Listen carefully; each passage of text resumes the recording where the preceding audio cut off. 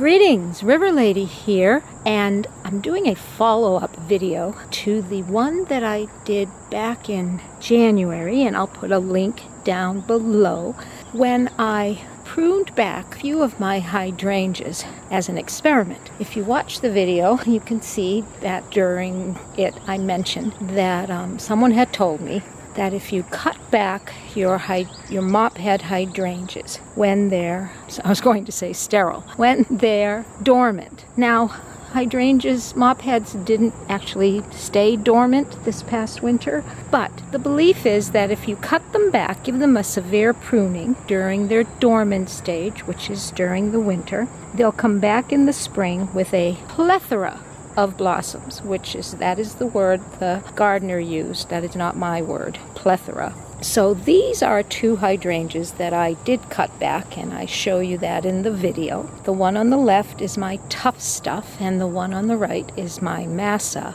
hydrangea. They did not bloom last year in 2020, and they have not bloomed this year in 2021. However, they are gorgeous, they are full, they are green, they are lush. There's no hint of any fungus, just doing really well, but they're just green.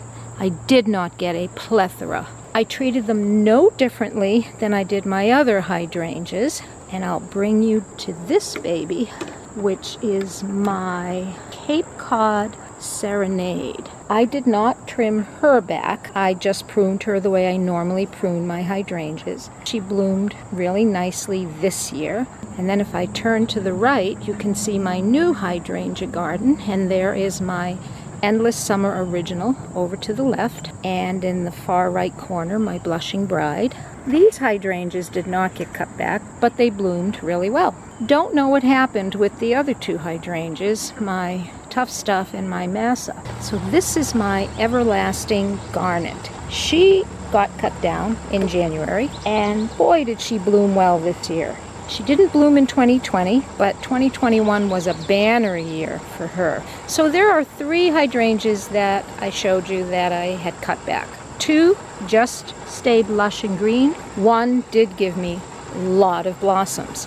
Now, I treated them all the same way this spring. I didn't do any pruning to them because they had been pruned in January, but I gave them a good helping of compost in the spring, and I gave them another helping of compost in the beginning of July. So that's the only thing that I've done to them, plus water them regularly. And she bloomed, but the other two did not. And I wouldn't call this a plethora of blossoms, but it's a lot more blossoms than she gave me last year.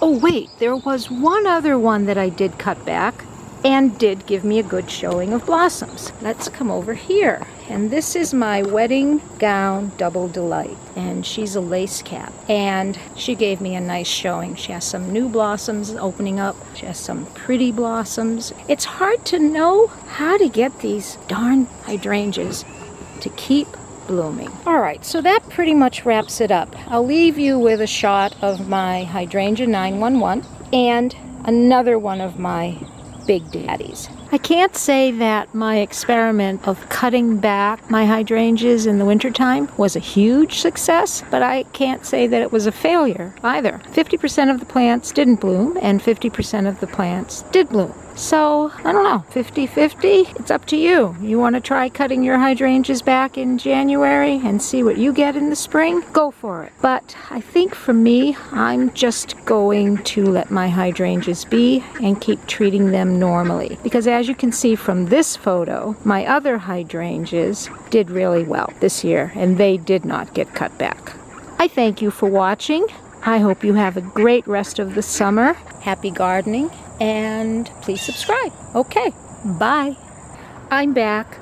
For those of you who want to know my Nantucket Blue, the one that got hit by the flood, I cut back all the way down to the ground, and she's doing nothing. So I do believe is a goner. Okay, that's it. So once again, I will say goodbye. Leave you with a shot of my river and my duck, and say happy gardening. Bye.